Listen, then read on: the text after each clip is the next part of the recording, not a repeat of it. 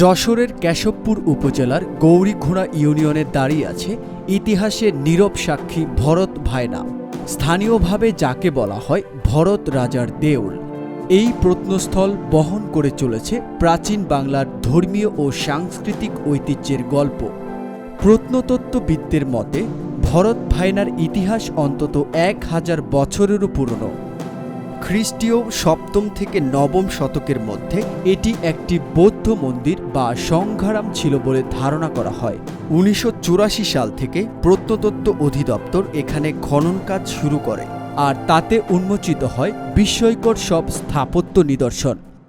এখানে পাওয়া গেছে 82টিরও বেশি প্রকোষ্ঠ, ধাপে ধাপে উপরে ওঠা স্তূপাকৃতির গঠন, 9 ফিট চওড়া প্রাচীর আর প্রদক্ষিণ পথ, সব মিলিয়ে এটি ছিল এক বিশাল স্থাপনা। ব্যবহৃত ইটের মাপ এবং অলঙ্কৃত ভগ্নাংশ প্রমাণ করে তৎকালীন যুগে এটি ছিল অনন্য এক স্থাপত্য কীর্তি। খননের সময় উদ্ধার করা হয়েছে পোড়ামাটির মূর্তি, মাটির প্রদীপ, অলঙ্কৃত ইটের টুকরো এবং প্রাচীন পাত্র। এসব নিদর্শন ইঙ্গিত দেয় এটি কেবল ধর্মীয় স্থানই নয়, বরং ছিল এক সামাজিক ও সাংস্কৃতিক কেন্দ্র। ভরত ভায়না আজ গ্রামীণ সমাজের জীবনের সঙ্গে জড়িয়ে আছে।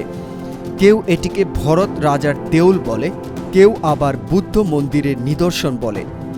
লোককথা আর ইতিহাস মিলেমিশে এখানে তৈরি করেছে এক অনন্য আবহ। প্রত্নতত্ত্ব অধিদপ্তরের খনন ও সংরক্ষণ কাজের মাধ্যমে আজ ভরত ভায়না আমাদের সামনে এসেছে এক অমূল্য সম্পদ হিসেবে। এটি শুধু যশোর নয়, পুরো বাংলাদেশের প্রাচীন ইতিহাসের এক জীবন্ত দলিল। সময়ের স্রোতে ভরত ভায়না নিঃশব্দে দাঁড়িয়ে আছে, আমাদের মনে করিয়ে দিচ্ছে প্রাচীন সভ্যতার জৌলুস আর হারানো দিনের গল্প।